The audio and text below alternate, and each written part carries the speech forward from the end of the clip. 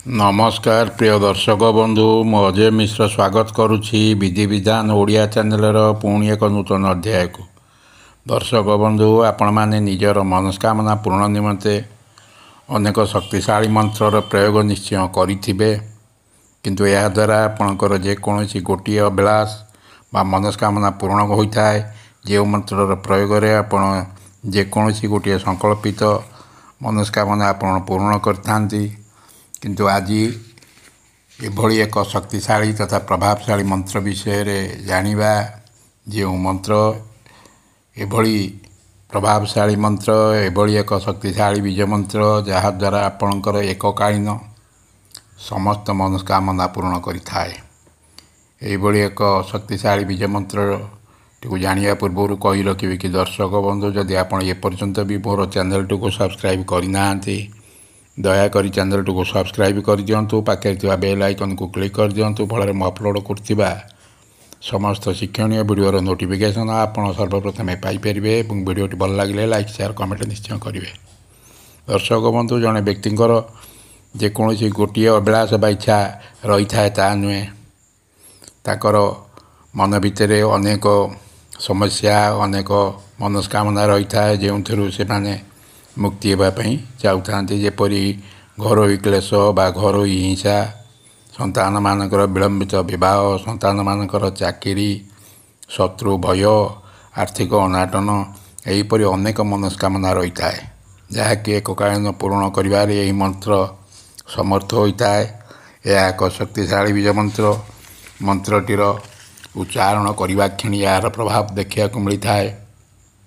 आपण यही मंत्र को ठीक शोइबार पूर्वर से सेज उपर बसी मने मने 27 थर संपूर्ण निष्ठार सह पाठ कर दिंतु, जप कर दिंतु मने मने। देखिए अति शीघ्र आपणकर मनस्कामना धीरे धीरे पूर्ण होगा लगे। दर्शक बंधु जो पर्यंत आपणकर समस्त इच्छा पूर्ण न होइछि से पर्यंत ये मंत्र को जप करुथिबे, मझिरे गोटे दिन भी हेले बंद करेंगे ना। दर्शक बंधु अनेक व्यक्तिंकर अभियोग थाए बा कही था आम अमुक मंत्र जप करुचु किंतु किसी फल पाइलु ना। दर्शक बंधु मंत्र जप फल ईश्वर आशीर्वाद ही लाभ होता है। ईश्वर का आशीर्वाद लाभ करने कौन टंका पैसा विनिमय आम यह किपर ना। ये आवश्यक होता है आमर भाव भक्ति।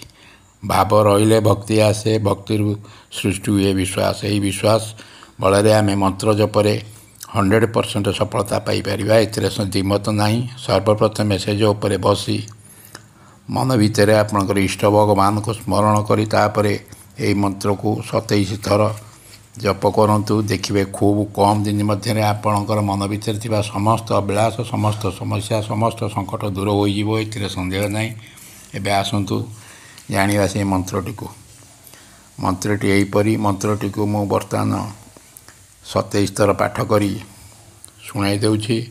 यदि आपण मंत्रटी को जप करिपारुना तेबे आपण शोइबा समय मंत्र मध्य ए मंत्रटी को 27 थर श्रवण करिपारिबे। एबे आसंतु ए मंत्रटी को 27 थर श्रवण करिबा। ओम ह्रीं श्रीं क्लीं मम सर्ववांछितं देहि देहि स्वाहा। ओम ह्रीं श्रीं क्लीं मम सर्ववांछितं देहि देहि स्वाहा। ओम ह्रीं श्रीं क्लीं मम सर्ववांछितं देहि देहि स्वाहा। ओम ह्रीं श्रीं क्लीं मम सर्ववांछितं देहि देहि स्वाहा। ओम ह्रीं श्रीं क्लीं मम सर्ववांछितं देहि देहि स्वाहा। ओम ह्रीं श्रीं क्लीं मम सर्ववांछितं देहि देहि स्वाहा। ओम ह्रीं श्रीं क्लीं मम सर्ववाञ्छितं देहि देहि स्वाहा। ॐ ह्रीं श्रीं क्लीं मम सर्ववाञ्छितं देहि देहि स्वाहा। ॐ ह्रीं श्रीं क्लीं मम सर्ववाञ्छितं देहि देहि स्वाहा। ॐ ह्रीं श्रीं क्लीं मम सर्ववाञ्छितं देहि देहि स्वाहा। ॐ ह्रीं श्रीं क्लीं मम सर्ववाञ्छितं देहि देहि स्वाहा। ॐ ह्रीं श्रीं क्लीं मम सर्ववाञ्छितं देहि देहि स्वाहा। ॐ ह्रीं श्रीं क्लीं मम सर्ववाञ्छितं देहि देहि स्वाहा। ॐ ह्रीं श्रीं क्लीं मम सर्ववाञ्छितं देहि देहि स्वाहा।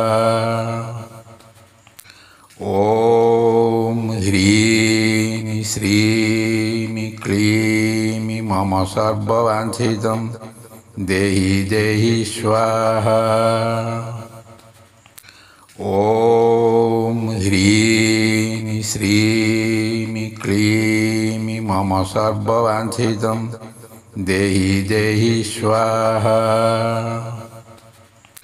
ॐ ह्रीं श्रीं क्लीं मम सर्ववाञ्छितं देहि देहि स्वाहा। ॐ ह्रीं श्रीं क्लीं मम सर्ववाञ्छितं देहि देहि स्वाहा। ॐ ह्रीं श्रीं क्लीं मम सर्ववाञ्छितं देहि देहि स्वाहा। ॐ ह्रीं श्रीं क्लीं मम सर्ववाञ्छितं देहि देहि स्वाहा।